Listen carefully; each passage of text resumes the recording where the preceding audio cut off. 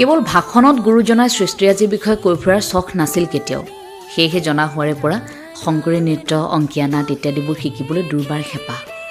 এতিয়াও পিছে পৰিণত নহয়। খুব কম সংখ্যক ভাগ্যৱান থাকে যিসকলে নিজৰ নিচাবোৰ পেচা কৰিব পাৰে।